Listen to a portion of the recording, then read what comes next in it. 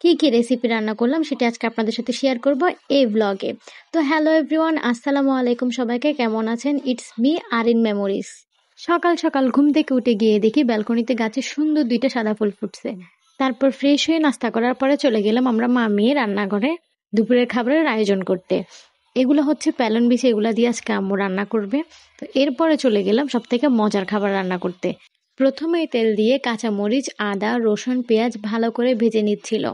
এরপর এখানে দিয়ে দিবে আগে থেকে সিদ্ধ করে রাখা মুরগির মাংসের টুকরাগুলা। দেখিয়ে বোঝা যাচ্ছে কি রান্না করবে। আজকে রান্না হবে মাংসের ভর্তা।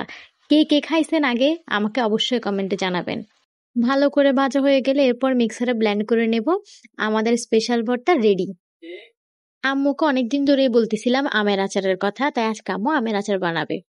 প্রথমে কড়াইয়ে সরিষার তেল দিয়ে এরপর রসুনগুলা হালকা করে ভেজে নিচ্ছে। আমি কখনো আচার বানানো আগে দেখিনি, তাই আজকে বসে বসে দেখতেছিলাম।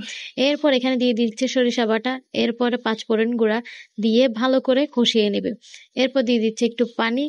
এরপর এখানে দিয়ে দিবে পরিমাণ মতো লবণ এবং পরিমাণ মতো চিনি। আপনারা আপনাদের টেস্ট অনুযায়ী চিনিটা ব্যবহার করবেন। চিনি দেওয়ার পরে সব মশলাগুলো ভালোভাবে কষিয়ে নেবে। কষিয়ে নেওয়ার পরে এখানে দিয়ে দিবে আগে থেকে ভাপে সিদ্ধ করে রাখা আমের টুকরাগুলা। দিয়ে ভালো মতো নেড়েচেড়ে কিছুক্ষণ কুক করে তৈরি হয়ে যাবে আমাদের মজাদার আমের আচার। এরপর আম্মু রান্না করবে মুরগির মাংসের ভুনা। নর্মালি আমরা মুরগির মাংসের তরকারি যেভাবে রান্না করি ওইভাবে মুরগির মাংসের ভুনাটা বানানো হবে।